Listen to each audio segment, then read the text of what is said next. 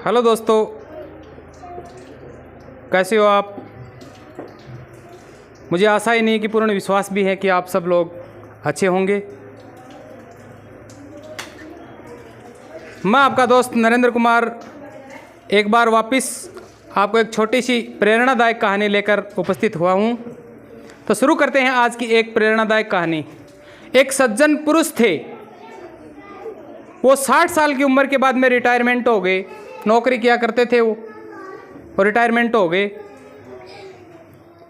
Retirement होने के बाद में उन्होंने उसकी पत्नी की ख्वाहिश थी कि एक अच्छा सा बड़ा सा घर लें। तो सज्जन पुरुष ने एक बहुत ही बड़ा घर खरीद लिया। उसकी पत्नी को आम बहुत पसंद थे, और संजोग ऐसा था कि उस घर के पीछे आम का भी बहुत बड़ा एक पेड़ था, उसके खूब आम लगा करते थे। तो सज्जन पुरुष ने सोचा कि इससे बेस्ट और क्या होना है, पत्नी को जो पसंद है वो चीज़ यहाँ है इस घर में। तो उसने वो घर खरीद लिया। तो वो कहीं घूमने जा रहे थे, तो किसी ने कहा कि यार नया मकान लिया है, इतना बड़े, इतने खूब पैसे खर्च किए हैं, तो एक बार इसका वास्तुशास्त्र किसी पंडित को बुला के और इसका वास्तुशास्त्र तो दिखा ले एक बार इसका, इस घर का। तो उसने भी सोचा, सज्जन पुरुष ने, कि लोग कह तो ठीक ही रहे हैं कि अपने को इसका वास्तु दोष हो सकता है या कुछ है, तो एक बार ये पंडित को दिखाई लेना चाहिए। तो दिल्ली में एक बहुत बड़े पंडित थे, उनके वहाँ समाचार कर दिया कि पंडित जी आओ और मेरे घर को देख के जाओ, बताओ इसमें, इस घर में क्या क्या कमी है, कुछ है कि नहीं है, किसी प्रकार की कोई प्रॉब्लम तो नहीं है घर के अंदर, सब कुछ अच्छा ही चल रहा था उसके। जो पंडित जी थे उनका शेड्यूल बहुत बिजी था, कैसे भी करके उनको हाथाजोड़ी करके मनाया उसको कि आपको आना ही है। तो पंडित जी फ्लाइट से आ गए जयपुर आए। तो वो जो सज्जन पुरुष था वो गाड़ी लेके गया, तो आके उनको राजस्थानी बढ़िया होटल के अंदर ले जाके शानदार भोजन करवाया। जैसे ही वो होटल से निकल के वहाँ से घर के लिए प्रस्थान किए, तो रास्ते के अंदर क्या कि पीछे से जितने भी गाड़ियां आ रही थी वो सब गाड़ियों को वो सज्जन पुरुष ओवरटेक करने दे रहा, उन गाड़ियों को आगे जाने दे रहा, वो जल्दबाजी नहीं कर रहा था वो। पंडित जी ने देखा कि ये तो अपन जब से होटल से इस गाड़ी में बैठ के चले हैं तब से ये किसी गाड़ी को ओवरटेक नहीं कर रहा है, सारी गाड़ियों को खुद क्या है आगे जाने दे रहा है। आगे चल के पंडित जी से रहा नहीं गया, पंडित जी ने पूछ ही लिया कि बता दीजिए, अपन जब से इस राह से चले हैं तब से आपने एक भी गाड़ी को ओवरटेक नहीं किया। उस सज्जन ने कहा, महाराज अपने को तो समय समय है, क्या पता इनको किसी जरूरी काम से जाना हो, तो अपन इनको पहले साइड दे देते हैं, इनको आगे जाने दिया मैंने इन सबको।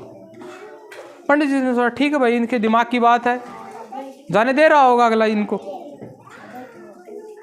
जो ही थोड़ी देर बाद में और आगे रास्ते पे गए तो कोई एक गली थी, उस गली से एक बच्चा निकला, गाड़ी धीरे धीरे थी, तो एक बच्चा दौड़ता हुआ गली से तुरंत सड़क से गुजर गया, आगे से निकल गया। उसने ब्रेक लगा लिए, ब्रेक लगाकर बच्चा निकल गया था, गाड़ी को खड़ा रखा, उसने गाड़ी को खड़ा रखा, चालू नहीं किया, आगे चला नहीं वो। 1-2 मिनट तक इंतजार करता रहा, फिर दूसरा बच्चा दौड़ता हुआ आया और वो सड़क पार की, फिर उसके बाद में वो गया।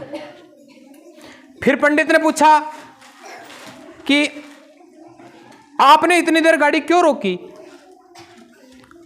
उसने कहा कि पंडित जी ये तो एक साधारण बात है, अपने को पता है कोई बच्चा दौड़ता हुआ आ रहा है, तो अकेला तो दौड़ेगा नहीं, वो अकेला होता तो वो आराम से भी जा सकता था, पता था कि बच्चे खेल रहे होंगे, इसलिए एक गया तो दूसरा इसके पीछे जरूर आएगा।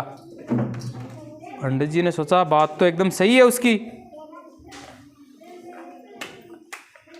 जो ही घर पहुंचे, नौकर थे, उसने गेट खोल दिया, गाड़ी की आवाज सुनी तो 2-5 बच्चे दौड़ते हुए उधर से पीछे से आ रहे थे, उसको पता चल गया।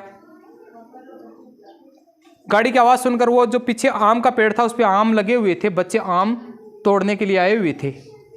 उसने तुरंत गाड़ी बंद कर दी और कहा, पंडित जी गाड़ी के अंदर ही बैठे रहना, नीचे नहीं उतरना, फाटक मत खोलना। 5 मिनट तक वो गाड़ी के अंदर रहे। इतने में 5-7 बच्चे और आए उतर के, वो सब आम लेके जा रहे थे। वो चले गए। उसके बाद में कहा कि पंडित जी अब फाटक खोलो और आओ मेरे घर को देखो। पंडित जी ने कहा चलो घर तो मैं देख लूंगा, लेकिन ये बताओ कि आपने गाड़ी से नीचे क्यों नहीं उतरे, इतना समय क्यों लगाया? आप कोई मुहूर्त से काम कर रहे हो क्या आप भी, या समय अच्छा नहीं था? आपको भी कोई जानकारी होगी कि ये समय अच्छा नहीं है, इस समय में अपन पंडित जी को घर में नहीं लेके जाएंगे। बोलो नहीं, ऐसी बात नहीं थी। ये बच्चे थे, पेड़ के ऊपर चढ़े हुए थे। मुझे पता था 1-2 बच्चे जब निकले तो मुझे पता है। जो ही मेरी गाड़ी आई उसकी आवाज़ सुनकर बच्चे 1-2 बच्चे तो चले गए थे। अपन फाटक खोलते और गाड़ी का जोर से फाटक बंद करते, उसकी आवाज़ सुनकर बच्चे हड़बड़ाते कि उनको पता चल जाता कि मालिक आ गया है, तो वो कूदते या किसी बच्चे के लग जाती। उनको तो ऐसा लगता कि हम आम चुराने आए हैं, लेकिन वो आम चुराने नहीं, वो तो आम लेने आए हैं। तो वो तो आम लेके जा रहे थे, लेकिन उस हड़बड़ाहट में किसी के लग जाती तो। उस पंडित ने कहा कि हे प्रभु तुम्हारे चरण कहाँ है, मैं आपके घर क्या देखूं, मैं आपके घर के वास्तु दोष क्या देखूं कि आप तो खुद एक इतने बड़े महान हैं। आपके इस घर में आपके ऐसे विचार होते हुए भी आपके घर में क्या कमी, क्या प्रॉब्लम हो सकती है कि मैं देख रहा हूं कि आपने सब गाड़ियों को जाने दिया, ओवरटेक नहीं किया। क्यों? क्योंकि उनको हो सकता है उनको जल्दी होगी, वहां भी आपने जल्दबाजी नहीं की। और जब एक बच्चा दौड़ते हुए निकला तो आपने इतना अनुमान लगाया कि हो सकता है कोई दूसरा बच्चा आ जाए, तो वास्तव में दूसरा बच्चा आया। आगे चल के घर पे गाड़ी का गेट नहीं खोला आपने, फाटक नहीं खोला गाड़ी का, तो कि किसी बच्चे के लग जाएगी। जब आप दूसरों के लिए इतना सोचते हो तो आपके घर में और आपके जीवन में क्या दोष हो सकता है? बोला नहीं महात्मन, ऐसी बात नहीं है, ये तो अपना अपना कर्तव्य है। बोले ये कर्तव्य जिसने निभा दिया ना, वो ही ये समझो उसने अपना जीवन में मोक्ष पा लिया। तो ये थी एक छोटी सी प्रेरणादायक कहानी कि अपने को भी क्या है, अपने जीवन में कभी भी अपने खुद के लिए दूसरों का नुकसान नहीं पहुंचाना चाहिए। तो अपन जो सुन रहे हैं अच्छा सुन रहे हैं, आइए करते हैं कुछ ऐसा कि दुनिया करना चाहिए आपके जैसा। धन्यवाद।